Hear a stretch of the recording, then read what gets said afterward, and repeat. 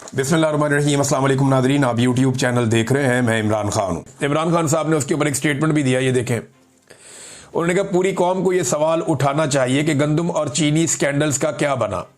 मोहसिन नकवी और निगरान हुकूमत के दौर में अरबों रुपए का गंदम स्कैंडल आया और मौजूदा फार्म 47 हुकूमत के दौर में चीनी का मेगा स्कैंडल सामने आया, जिनकी वजह से आटा और चीनी अवाम की पहुंच से दूर हो चुके हैं। क्या इन स्कैंडल्स की तहकीकात हुई या इस मार्शल लॉ में चोरों के लिए आम माफी का ऐलान है? इमरान खान साहब बड़ा कैटेगोरिकली खुलकर कहते हैं कि यह मार्शल लॉ है।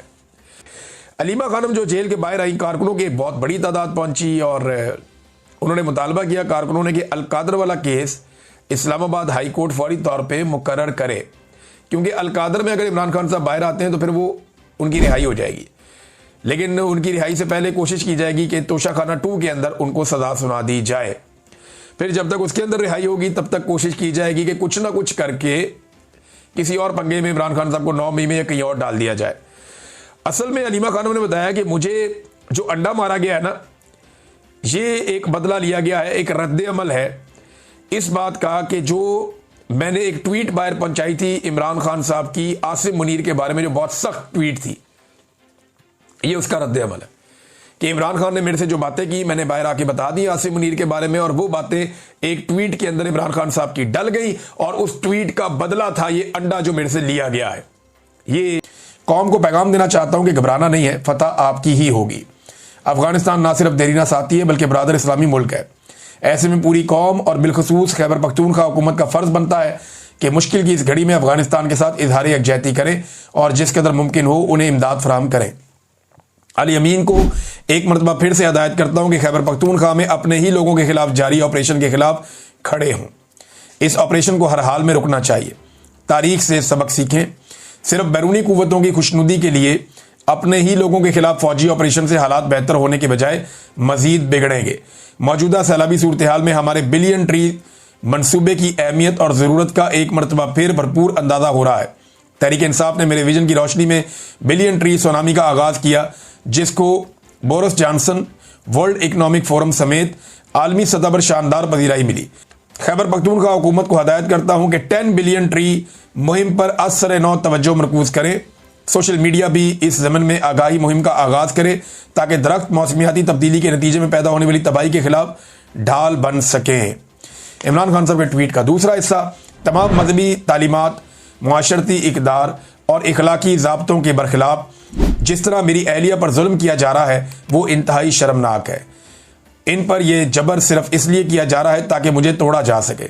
लेकिन मैं बुशरा बीबी को खसूसी खराज तहसीन पेश करता हूँ कि तमाम तर मसाइब और सऊबतें भी उनके अज़म को मुतज़लज़ल नहीं कर सकीं और वो मेरे साथ खड़ी हैं। पाकिस्तान की सियासी तारीख में इस कदर वफाशार खातून की मिसाल नहीं मिलती जो ऐसे जुल्म और जबर के बावजूद डट कर खड़ी हैं। और आखिरी इमरान खान साहब ने जो ट्वीट का हिस्सा है, उन्होंने मुराद सईद के बारे में बात की है, बहुत इंपॉर्टेंट। मुराद सईद मेरे वफादार तरीन साथियों में से है और हकीकी आज़ादी की तहरीक का अहम तरीन हिस्सा था, है और रहेगा। इसके बारे में क्यास आराइयाँ बंद होनी चाहिए। वो मेरी हदायत पर ही अंडरग्राउंड है। मुझे बावसूख ज़राए से इतलात मिली थी कि उसकी जान को शदीद खतरात हैं। मुझे ये भी इतलात हैं कि इसको अगवा करके तशद्दुद का निशाना बनाकर मेरे खिलाफ बतौर गवाह इस्तेमाल करना चाहते हैं।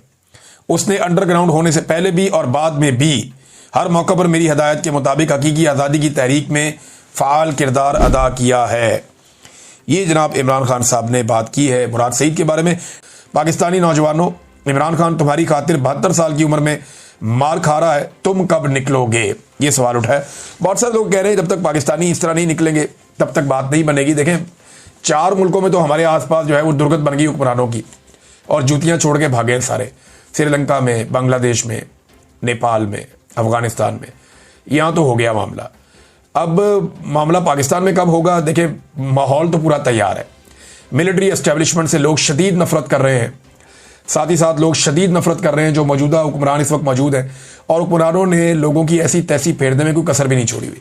तो किस वक्त लोगों का पारा हाई हो जाए इसके बारे में हम कुछ कह नहीं सकते, लेकिन ये होना है अल्टीमेटली, क्योंकि जुल्म बहुत बढ़ गया है। आप अंदाजा करें कैसा जालिम रजीम है ये कि आप अगर हुक्मरानों की करप्शन को, बेईमानी को और 2 नंबरियों को एक्सपोज करेंगे तो इसके नतीजे में रोजी रोटी बंद कर दी जाएगी। और यही सारा कुछ इन बाकी मुल्कों में हो रहा था। फिर देखा ना अवाम ने कैसी लितरॉल की है। तो मुझे लगता है पाकिस्तान में भी एस्टेब्लिशमेंट और हुकूमत की इसी तरह की दुर्गत बनेगी जिस दिन अवाम खड़े हो जाएंगे, और एक दिन खड़े हो जाएंगे। इसमें देर सवेर हो सकती है, लेकिन अल्टीमेटली ये होना है। पाकिस्तान तहरीक इंसाफ के लीडरों को दोबारा सजाएं सुनाई जा रही हैं। शाह मोहम्मद कुरैशी साहब बरी हुए हैं। एक और जी आपके जज साहब के स्क्वाड की गाड़ी को आग लगा दी थी। सारा कुछ पाकिस्तान तहरीक इंसाफ पे डाल रहे हैं, और उन्हीं लीडरों पे डाल रहे हैं जिन पे पहले बहुत सारे मुकदमों में सजाएं उनको दी गई हैं। यहां दोबारा से महमूद रशीद साहब, यास्मीन राशिद साहबा, एजाज चौधरी साहब, उमर चीमा साहब और बाकी लोग, खदीजा शाह को 5 साल सजा सुना दी गई। वो खातून बेचारी, वो उनको फिर 5 साल सजा हो गई, 10-10 साल बाकियों को सजा हो गई। शाह मोहम्मद कुरैशी साहब और कुछ लोग जो है वहां पे बरी हुए हैं। उससे ज्यादा जोर लगाना चाहिए आर्मी चीफ को टकाने लगाने के लिए, इसको हटाने के लिए बीच में से। उसकी वजह यह है कि ये बंदा अगर वहां बैठ गया आके डिक्टेटर, तो नेपाली पहले से ज्यादा तंग हो जाएंगे। उन्हें पाकिस्तान के तजर्बात से फायदा उठाना चाहिए और उससे सीखना चाहिए कि डिक्टेटर आते तो ऐसे ही होते हैं कि जनाब हालात बहुत खराब है, मुल्क संभालने में आया हूं। फिर ये टिक कर बैठ जाते हैं और फिर किसी को कुछ नहीं मिलता और अवाम भी रुल जाती है। एक साबिक वज़ीर आज़म है नेपाल का, उसकी बीवी राज लक्ष्मी चित्राकार, ये जनाब जल के जाबाक हो गई है, मर गई ये भी। और उसकी वजह यह है कि मुजाहिरीन आग लगा रहे थे मुख्तलिफ बड़ी बड़ी इमारतों को, बड़े बड़े लोगों के घरों को। तो ये औरत अपने घर के अंदर मौजूद थी। एक साबिक वज़ीर आज़म की बीवी है, उस घर को आग लगी, ये वहाँ से बच नहीं सकी, ये वहाँ पे मर गई। आमिर मुगल साहब ने एक बड़ा इंटरेस्टिंग इसका मवाजना किया है। पाकिस्तान तहरीक इंसाफ के बड़े सरगर्म लीडर हैं। इन्होंने कहा जी कि पाकिस्तान की कुल आबादी 25 करोड़ है, जबकि कुल मुसल्ह फोर्सेज, फौज और पुलिस वगैरह सारे मिला के, पहला मिलिट्री सब, इनकी तादाद 17 लाख है। यानी कि हर 147 अफराद के ऊपर एक एहलकार है। जबकि नेपाल की कुल आबादी 3 करोड़ है और उनकी जो मुसल्ह फोर्सेज हैं सारी मिला के लगभग 2.5 लाख हैं। यानी वहाँ पे 118 अफराद पर एक मुसल्ह एहलकार है। पाकिस्तान में 147 पर एक है और नेपाल में 118 पर एक है। इसके बावजूद आज नेपाल के दरो दीवार अवामी ताकत के आगे लर्जा हैं, क्योंकि वहाँ के नौजवान सोशल मीडिया के साथ साथ ग्राउंड पर भी उतनी ही मेहनत करता है और मार खाता है। एक खबर और है नादरीन, और ये बड़ी इंपॉर्टेंट खबर है। मैं चाहूंगा इस पर डिटेल में हम बात करें, लेकिन मैं 2 खबरें आपके सामने रख चाहता हूं, बाद में इस पर बात करेंगे। एक तो पाकिस्तान में जो मंशियात की पैदावार है ये बहुत बढ़ गई है, आलमी सतह पे इस पर बात होना शुरू हो गई। दूसरा, पाकिस्तान के जो अवाम है उनकी जासूसी की जा रही है और बड़े पैमाने पर की जा रही है, और डाटा चोरी की वारदातें हो रही हैं।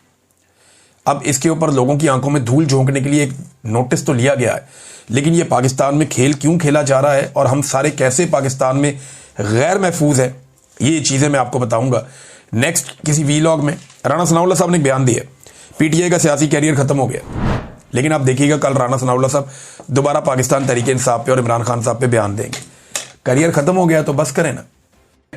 अगले वीलॉग में आपको बताऊंगा। अब तक के लिए इतनी, अपना ख्याल रखिएगा, अपने चैनल का भी। अल्लाह हाफ़िज़।